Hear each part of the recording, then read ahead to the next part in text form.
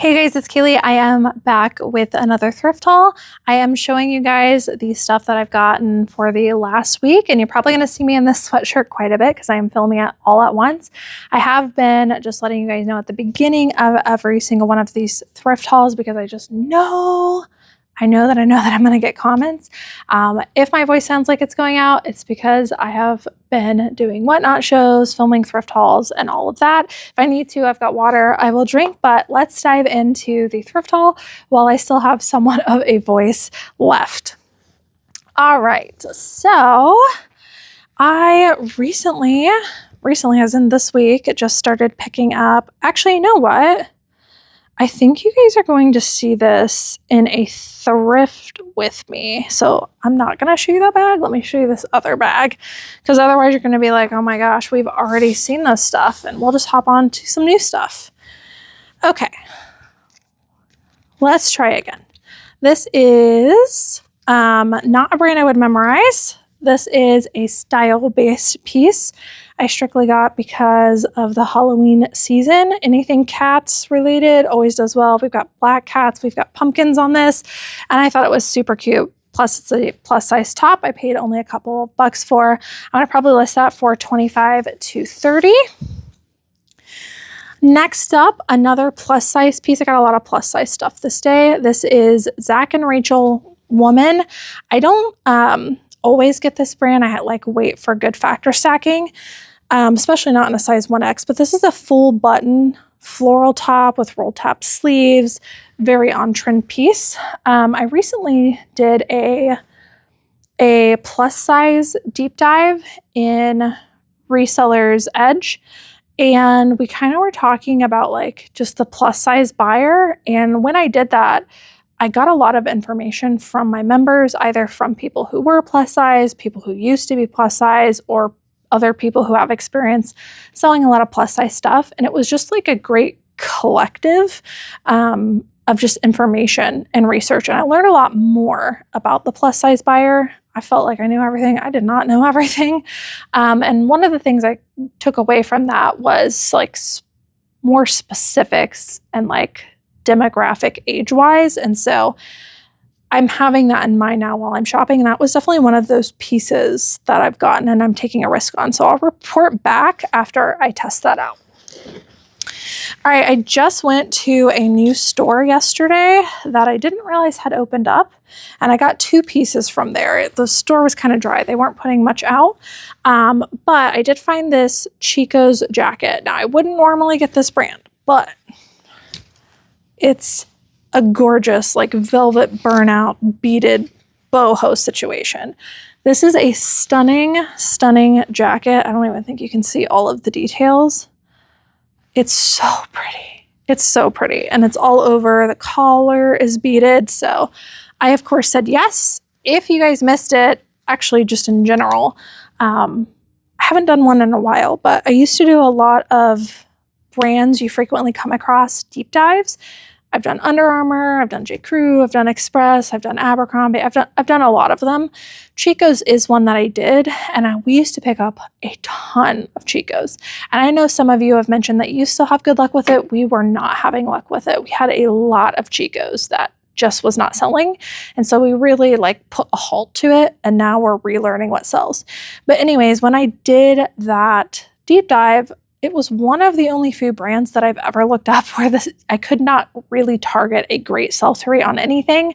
But the one thing that still did well in Chico's was the velvet burnout stuff like that, or the velvet silk burnout. And so anytime I see that, I always want to look it up.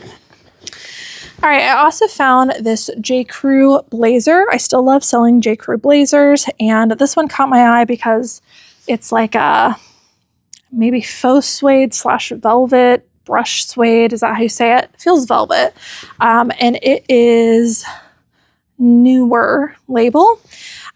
This exact style I think is called the Willow Blazer, and I saw an exact comp selling for around $70. So I went ahead and got it. I think I priced mine a little bit lower just to make sure that it moved $60, but excited to find that. So those were the two pieces that I got from that new Goodwill. All right, moving forward, a lot more plus size stuff. This is Spence. This brand actually retails for quite a bit and does have a following, but not the best sell-through rate. But when I found it in plus size, which I don't often do, and it was a great style, I decided to get it. Again, a lot of these pieces that I'm getting, I'm taking a risk on and kind of studying more about the plus size buyer, and we'll see if it works out. I'm going to use the keyword cottage core on that one. A lot of these plus size tops I also only paid like a couple of bucks for because they were on sale at the store, and most of them I'm going to list for about $25. Next up, this is Chaps. These Chaps plus size button-up tops actually have a really great sell-through rate, and yeah, they flip super quick. I try to keep an eye on like the print because I want to have something a little bit more substantial, but all of these factors combined, 3/4 length sleeve, the print, the button-up, the plus size, the non-iron, all of it adds to a good high sell-through rate sale, and I'll list that for $25. All right, we have a linen piece. I know I'm coming towards the end of the season, so I'm trying to be good, but I got this at a really good price, so I was like, let's try to quick flip it. It's Sigrid Olsen, which is more of like a bread and butter factor stacking brand for me. It's a size large, it's linen. It is a longer length, oversized, and it's button up with roll top sleeves. So I said, let's go ahead and try it. We're going to list that for $25. Hopefully get that moved quickly because like I said, buyers are slowing down on what they're picking up as far as the linens and the warmer weather stuff goes. Speaking of warmer weather, I also got these, and these are a pair of Y2K Aeropostale micro shorts. Not just mini, they are micro. Super teeny tiny. I've talked about these before. These are in excellent condition. They also have a spella. These are very on trend, and because of that I wanted to get them even though we are moving into cold weather. I think purple was 50% off, so I think I only paid like $2.50, or maybe this was the 99-cent one. I can't remember, but a couple bucks max on these, and I actually can probably sell these for at least $35. So we shall see what we get for those. I just sold a pair of Abercrombie & Fitch micro mini shorts for around $35 that I kind of went against the comps on, because if you look them up, the sell-through rate's not there. You have to know like exactly which factors to look for. Those ones are definitely good. This is a soft surroundings top. It's only a size medium, but I thought the colors, the print, and all of that was really good. We'll probably list that for around $25, but I will look up the exact style just to make sure it's not something super special that I'm missing. Also came across a lot of Y2K tops. This is Fashion Bug.